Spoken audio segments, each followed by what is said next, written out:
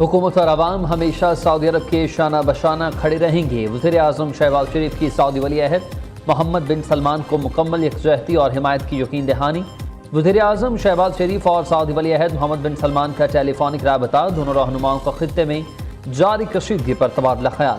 شہباز شریف کا سعودی عرب میں Al Jubail oil facility پر حملے کی شدید مذمت، سعودی قیادت کی جانب سے تحمل اور دانشمندی کی تعریف۔ کشیدگی کم کرنے کے لیے پاکستان کی سفارتی کاوشوں سے بھی سعودی ولی عہد کو آگاہ کیا گیا۔ شہزادہ محمد بن سلمان نے خطے میں امن و استحکام کی بحالی کے لیے پاکستان کی کوششوں کو سراہا۔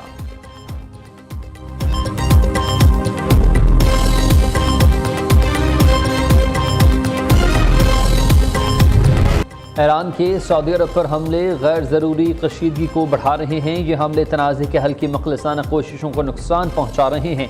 سعودیہ کے تحمل سے ثالثی اور سفارتی حل کی راہیں ہموار ہوئیں۔ فیلڈ مارشل سعید عاصم منیر کی زیر صدارت کور کمانڈر کانفرنس کا اعلامیہ جاری۔ مشرق وسطیٰ میں جنگ کے خاتمے کے لیے حکومتی کوششوں کو سراہا۔ فورم کا آپریشن غزب الحق کی رفتار برقرار رکھنے کا فیصلہ۔ افغان سرزمین کا پاکستان کے خلاف استعمال مکمل طور پر ختم کرنے کا عزم۔ بھارت اور بیرونی سرپرستوں کی دہشت گردی پراکسی عناصر کا خاتمہ ترجیح ہے۔ دہشت گردوں، سہولت کاروں اور معاونین کا تعاقب کر کے ختم کریں گے۔ مقبوضہ کشمیر میں انسانی حقوق کی خلاف ورزیوں اور جعلی مقابلوں پر اظہار تشویش۔ فیلڈ مارشل کی کمانڈوز کو آپریشنل تیاریاں، نظم و ضبط برقرار رکھنے کی ہدایات۔ سعید عاصم منیر نے پاک فوج کی غیر متزلزل پیشہ ورانہ مہارت کو سراہا۔ کہا کہ شہداء کی لازوال قربانیاں پاکستان کی سلامتی کی اساس ہیں۔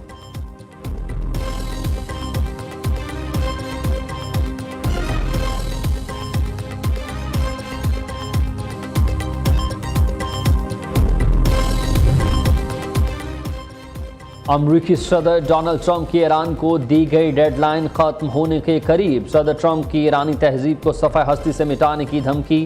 47 برس کا جبر، بدعنوانی اور ہلاکتوں کا سلسلہ بالآخر ختم ہو جائے گا۔ آج رات ایران کی پوری تہذیب ہمیشہ کے لیے ختم ہو جائے گی۔ نہیں چاہتا کہ ایسا ہو، مگر ایسا ہونے کا امکان موجود ہے۔ امریکی صدر کا ٹروتھ سوشل پر پیغام کہتے ہیں کہ یہ دنیا کی پیچیدہ تاریخ اہم ترین لمحات میں سے ایک ہوگا۔ اب زیادہ سمجھدار، کم شدت پسند لوگ سامنے آئے ہیں، شاید کوئی انقلابی فیصلہ ہو جائے۔ امریکی نائب صدر جے ڈی وینس آج رات 8 بجے سے پہلے ایران کا جواب ملنے کے لیے پر امید ہیں۔ ترجمان وائٹ ہاؤس کیرولین لیوٹ کہتی ہیں کہ ایران کے پاس ڈیل کے لیے چند ہی گھنٹے باقی ہیں۔ صدر ٹرمپ ہی جانتے ہیں کہ معاملات کہاں کھڑے ہیں اور وہ کیا کریں گے۔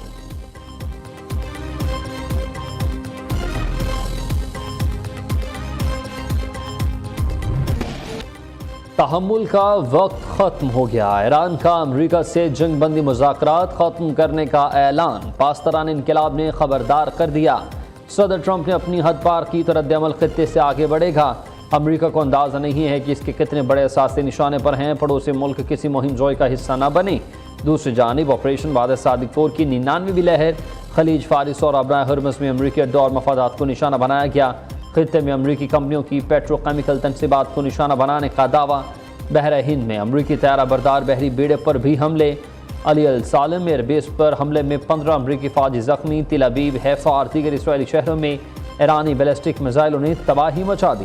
اسرائیلی وزارت صحت کا کہنا ہے کہ جنگ کے آغاز سے لے کر اب تک 7000 سے زائد اسرائیلی فوجی زخمی ہو چکے ہیں۔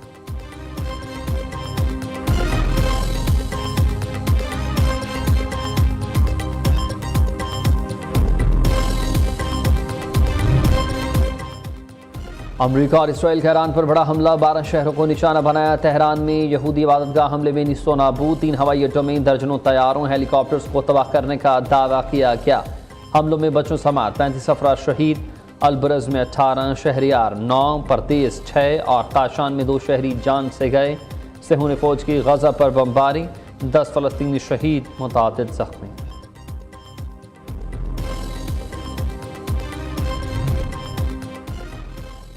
آبنائے ہرمز کھلوانے کی بحرین کی قرارداد روس اور چین نے ویٹو کر دی ہے۔ 11 ارکان نے قرارداد کے حق میں ووٹ دیا ہے۔ پاکستان سمیت 2 ارکان نے ووٹنگ میں حصہ نہیں لیا۔ پاکستانی مندوب عاصم افتخار نے سلامتی کونسل سے خطاب میں کہا کہ امریکہ ایران مسئلہ جنگ سے نہیں، مذاکرات سے حل ہوگا۔ پاکستان کی جنگ بندی کی کوششوں کو عالمی سطح پر سراہا گیا۔ خطے میں قیام امن کے لیے تمام ممالک کو ہی کردار ادا کرنا ہوگا۔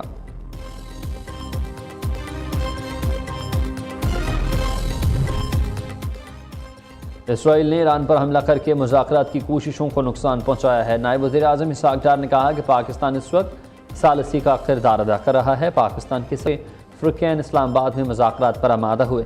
موجودہ حساس صورتحال کے باعث تمام تفصیلات بیان نہیں کی جا سکتی ہیں۔ وزیر اعظم شہباز شریف اور فیلڈ مارشل عاصم منیر کا کردار نہایت اہم رہا۔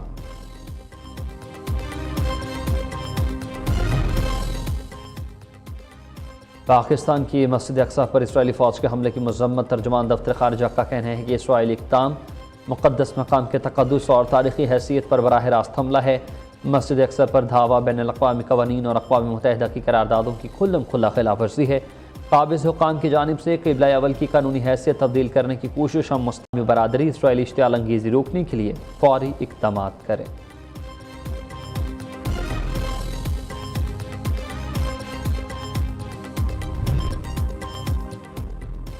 نیشنل ٹیرف کمیشن میں KCC تاخیر کسی صورت قبول نہیں ہے۔ ادارہ جاتی تنظیم 9 کے بعد کمیشن کی فعال کارکردگی ناگزیر ہے۔ تمام آپریشنل فنکشنلز کو ڈیجیٹل کر کے شفافیت یقینی بنائی جائے۔ سرمایہ کاروں اور صنعت کاروں کی سہولت کے لیے خصوصی اقدامات کیے جائیں۔ وزیر اعظم کا نیشنل ٹیرف کمیشن کے جائزہ اجلاس سے خطاب۔ وزیر اعظم کی زیر صدارت بجلی اور برآمدات سے متعلق جائزہ اجلاس ہوا۔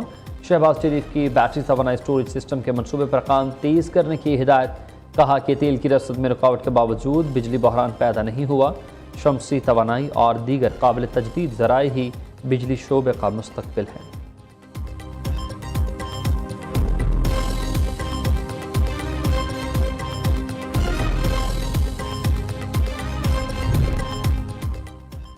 چودہ مارچ سے اب تک حکومت 129 ارب روپے کی سبسڈی دے چکی ہے۔ ترقیاتی منصوبوں کے فنڈز پر 100 ارب روپے کٹ لگایا۔ عوام کو ریلیف دینے کے لیے ٹارگیٹڈ سبسڈی کے اقدامات جاری ہیں۔ چھوٹے کسانوں کا سبسڈی کے ذریعے ہی خیال رکھا جا رہا ہے۔ وزیر خزانہ محمد اورنگزیب کا قومی اسمبلی میں اظہار خیال۔ کہتے ہیں کہ وزیر اعظم نے کفایت شعاری مہم پر مکمل عمل درآمد کی بات اور ہدایت کی ہے۔ عوام کی زیادہ سے زیادہ ریلیف دینے کے لیے ہم کوششیں جاری رکھے ہیں۔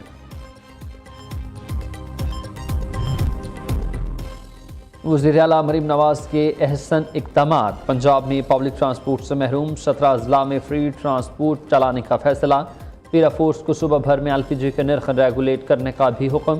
افسر شاہی کا احتساب۔ مزید عوامی ریلیف کے لیے نئے احکامات جاری۔ وزیر اعلیٰ مریم نواز کو ٹرانسپورٹ کرائے پر تیل قیمتوں کے اثرات کی رپورٹ پیش کی گئی۔ لاہور سمیت ہر ضلع میں شیخ النوش کے موجودہ نرخ کا تفصیلی جائزہ لیا گیا۔